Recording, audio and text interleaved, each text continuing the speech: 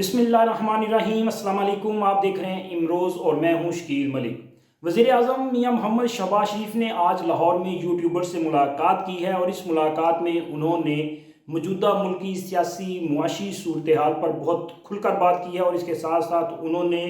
नए army chief के तकर्रुर, आइंदा इंतखाबात और मुआशी तरक्की की तरफ जो मुस्बत पेशरफ्त है, इस हवाले से बहुत अहम बातें जो हैं वो यूट्यूबर्स के साथ शेयर की और इसके साथ साथ इमरान खान की दिन की रोशनी में बड़कें और रात में मिन्नत समाजत और तरले जो हैं, इस हवाले से भी उन्होंने बहुत सारी चीज़ें जो हैं वो बताई हैं इस मुलाकात में। और एक और बात, उन्होंने फ़ौज के दायरे से कुछ शिकवे भी किए हैं। ये तमाम अहम तरीन तफसीलात आपके साथ शेयर करनी है और उससे पहले आपसे ये दरख्वास्त है कि हमारे इस चैनल को सब्सक्राइब कर दें और हमारी वीडियो पसंद आए तो इसे लाइक ज़रूर कर दिया करें और अपने दोस्तों के साथ शेयर भी किया करें। अच्छा, अब वीडियो का करते हैं जी आगाज़। आज वज़ीर आज़म ने यूट्यूबर से लाहौर में मुलाकात की है। इस मुलाकात में उन्होंने एक तो अपने सऊदी अरब का जो दौरा है उस हवाले से उन्होंने एक छोटी सी ब्रीफिंग दी, रवायती किस्म की ब्रीफिंग थी कि जी वो दौरा उनका कामयाब रहा।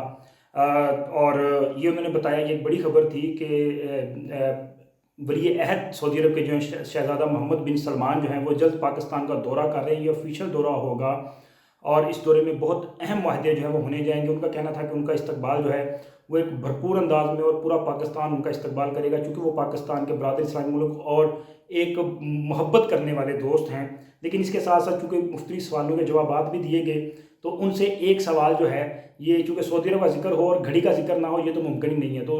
उनसे जो है वो सवाल हुआ घड़ी के मुतल्लिक कि उनसे तोहफ़ा दिया गया था, फिर वो बेच दिया, आपको कि तोहफ़ा मिला या नहीं मिला। तो उन्होंने इस पर बड़ा मुस्कुराते हुए जवाब दिया। उन्होंने कहा जी देखें, ये जो तोहफ़ा होता है ना, ये वज़ीर आज़म को दिया जाता है, ये पाकिस्तान के अवाम से मोहब्बत का इजहार था। ये तोहफ़ा जिसकी कीमत उन्होंने कही कि शायद कोई 14 या 18 करोड़ के दरमियान थी, तो ये बेशकीमत जो है ये तोहफ़ा था। लेकिन इमरान नियाज़ी ने क्या किया कि उन्होंने इस तोहफ़े को कानून के मुताबिक, अगर उनको ये तोहफ़ा पसंद था तो वो तोहफ़ा पास रख सकते थे, लेकिन उसके हवाले से जो रकम थी वो तोशा खाने में जमा करवा देते, या फिर तोहफ़ा जो है तोशा खाने में जमा करवा दिया जाता। लेकिन उन्होंने ना रकम जमा करवाई, ना तोशा खाना में ये घड़ी जमा करवाई, बल्कि उनकी चूँकि नीयत में फतूर था,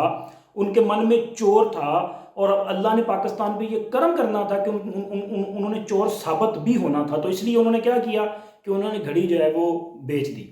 और घड़ी बेचने के बाद जब ये मामला उठा कि घड़ी तोहफे में मिली थी, इतनी बेशकीमत घड़ी वो कहाँ गई, और जब ये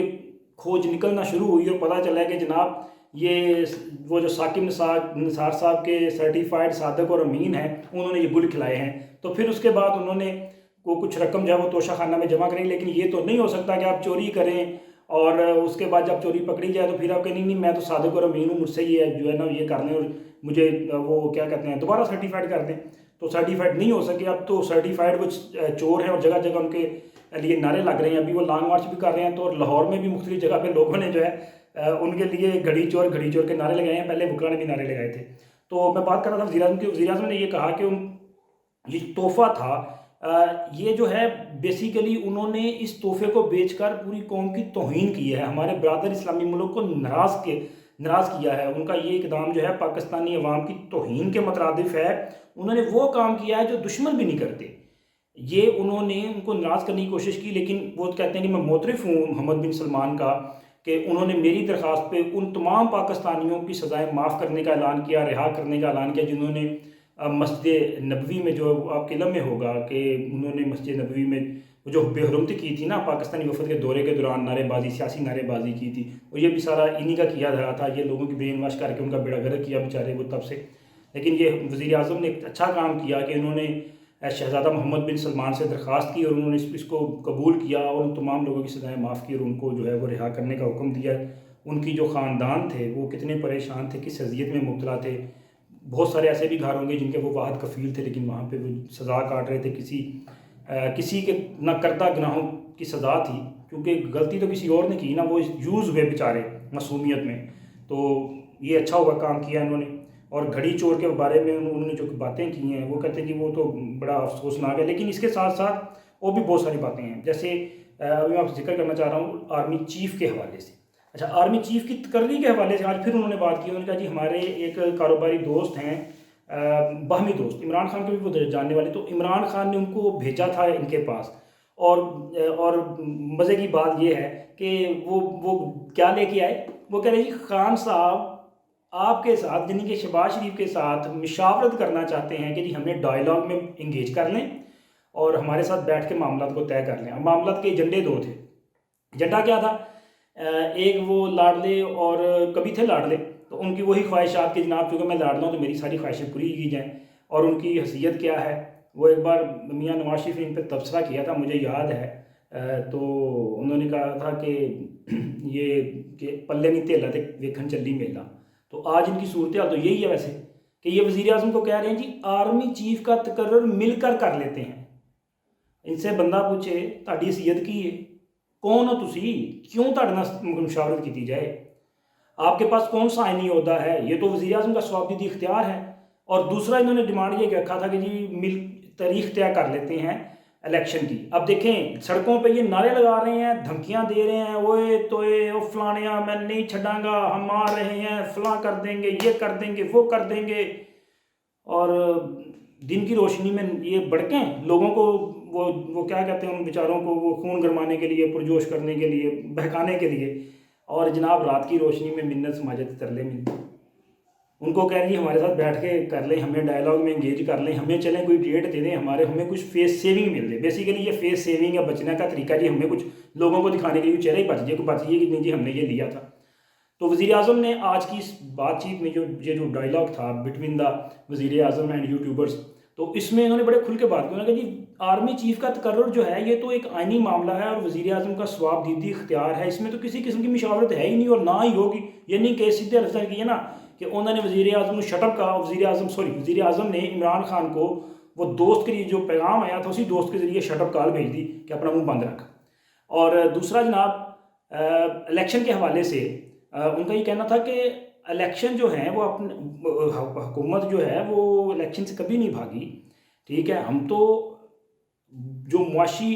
خراب صورتحال تھی جس کے ذمہ دار انہوں نے وہ بتایا ساری معاملہ کہ کیسے کیسے کیا، خان نے کیا کچھ کیا، وہ پہلے جو دھرنا دیا یہ وہ،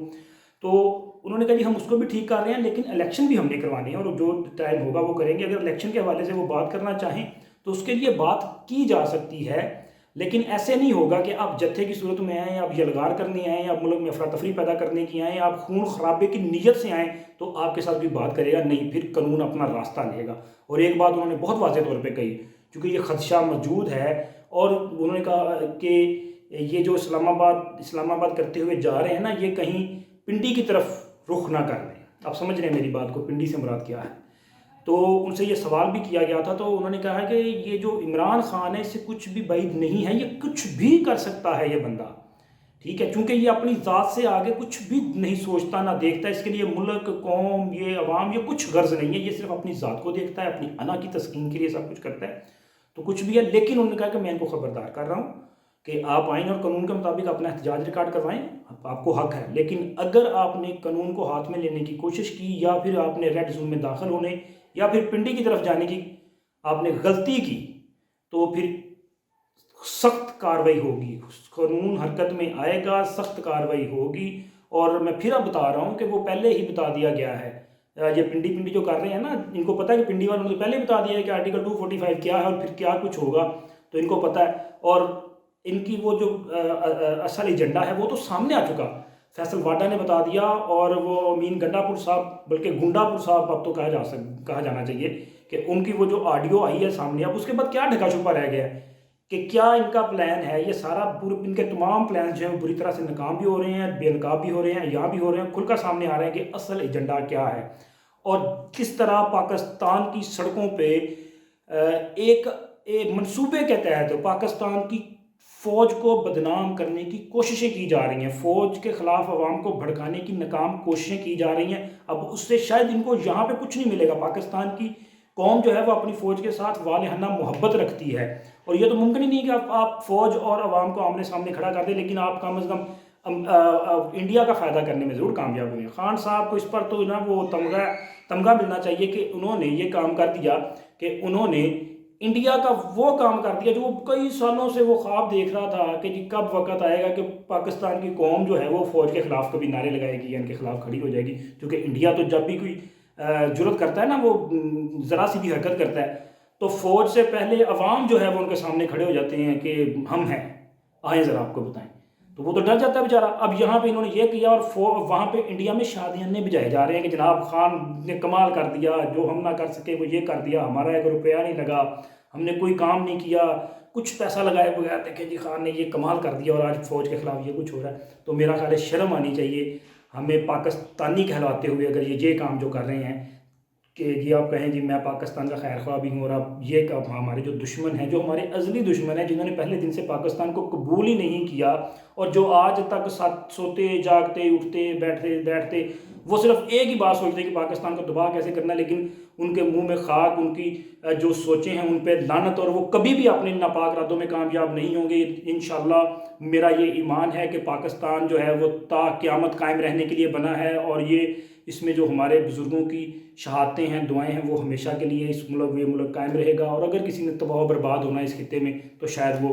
اگر ہونا ہے تو انڈیا ہی ہوگا۔ پاکستان انشاءاللہ قائم و دائم رہے گا، اور پاکستان کی بربادی کے خواب دیکھنے والے بھی جو ہیں وہ کبھی کامیاب نہیں ہوں گے۔ اچھا، دوسرا جناب شکوہ جو انہوں نے کیا ہے فوج کے حوالے سے، وہ میں شکوہ کچھ اس طرح سے کہوں گا کہ ایک ان سے سوال ہوا تھا کہ خان صاحب اس وقت جو کچھ کر رہے ہیں، اور وہ ہم اداروں کے خلاف جو ہے وہ عوام کو بھڑکانے کی کوشش کر رہے ہیں، تو انہوں نے اس پہ کہا